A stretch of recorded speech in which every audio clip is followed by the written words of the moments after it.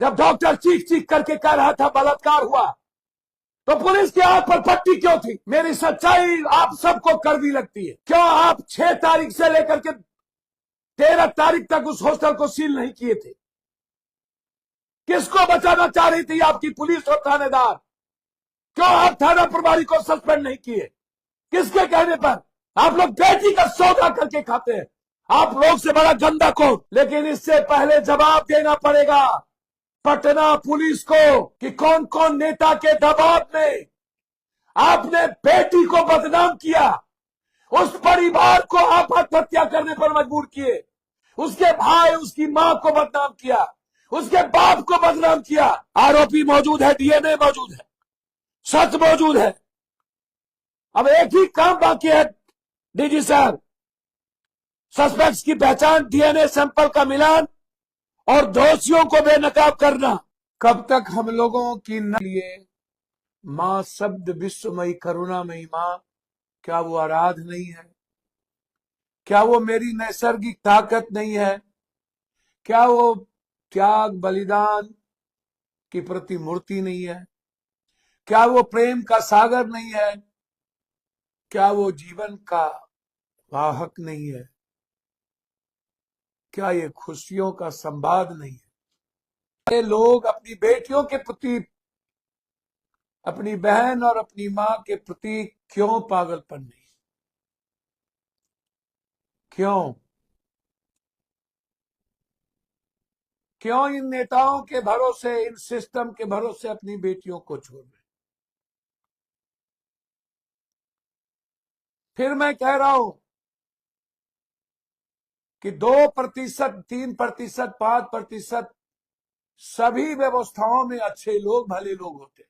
1%, 0.1% है उद्योगपति है।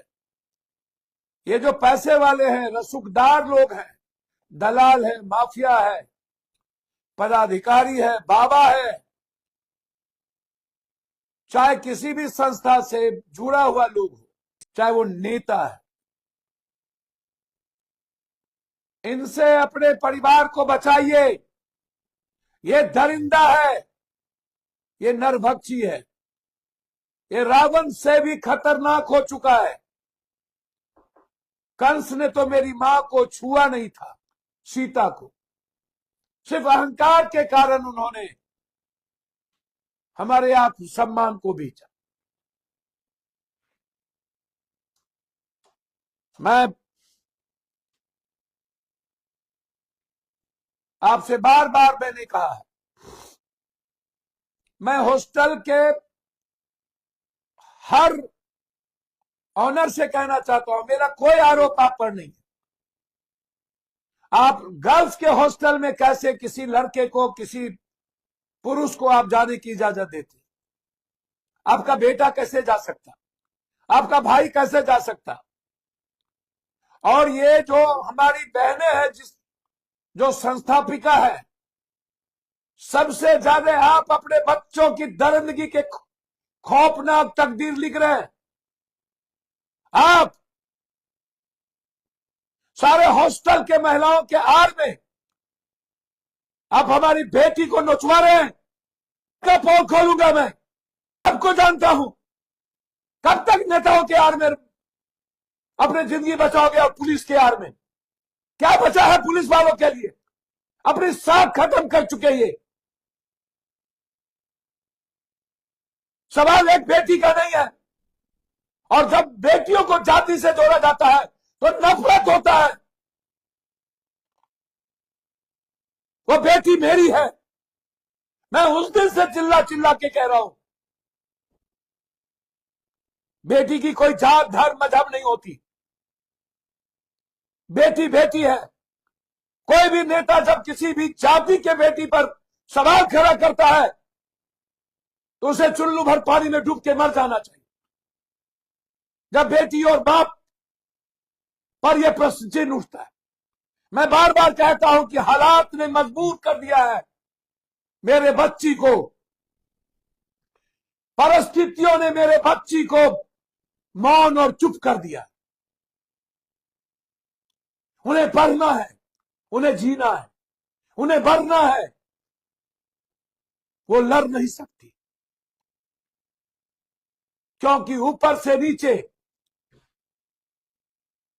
वार्ड सदस्य से लेकर पंचायत समिति से लेकर पीएम राष्ट्रपति से लेकर की पूरी संस्थाएं हीरो हीरोइन और वाद का नंगा खेल खेल रहा है। कौन जांच पर भरोसा करेगा? उस जांच की व्यवस्थाओं के साख पर सवाल खड़ा हो गया। डीजीपी साहब, आप मेरे भाई हो, मैं जानता हूं मेरी सच्चाई आप सबको कड़वी लगती है और दर्द होता है। हम सबको जाति से निकलना चाहिए। कहेंगे आप, क्या जवाब देंगे? क्यों आप 6 तारीख से लेकर के 13 तारीख तक उस हॉस्टल को सील नहीं किए थे? किसको बचाना चाह रही थी आपकी पुलिस और थानेदार? क्यों आप थाना प्रभारी को सस्पेंड नहीं किए? किसके कहने पर? यह काफी नहीं था कि उसने फर्म बयान नहीं लिया? यह काफी नहीं था कि उसने 12 तारीख तक केस नहीं किया? आप करें तो ठीक, आप गलतियां करें तो कोई सुनने वाला नहीं, और गरीब करे तो आप उसको पास कर देते हैं। विपक्षी को पास करते हैं आप लोग, डराते हैं और फोन करवाते हैं, कुछ निकालो। मरता क्या नहीं करता? कौन डरेगा आपसे? लुटेरे, बेईमान, चोर,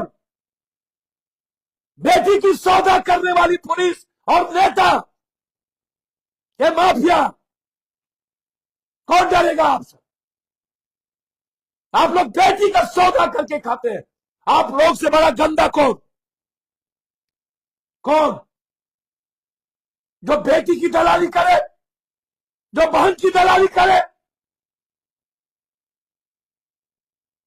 धृतराज से भी ज्यादा खतरनाक है बिहार। मुझे पब्लिक पर भरोसा नहीं।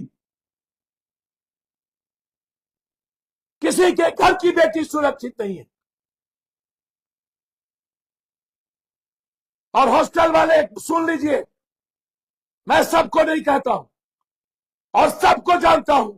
यदि औकात और हिम्मत है तो रजिस्ट्रेशन कराओ, ताकि उसके मां बाप उसके एक्सेस को डेली देख सके, सुबह शाम दोपहर अपनी बेटी को देख सके। दो, आप है हिम्मत तो दो।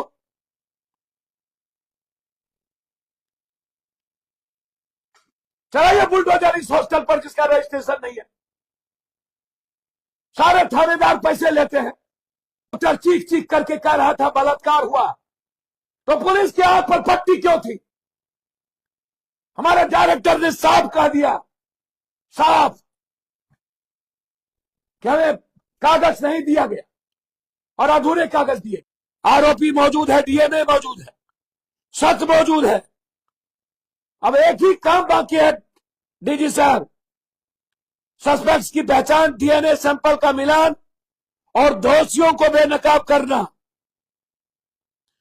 लेकिन इससे पहले जवाब देना पड़ेगा पटना पुलिस को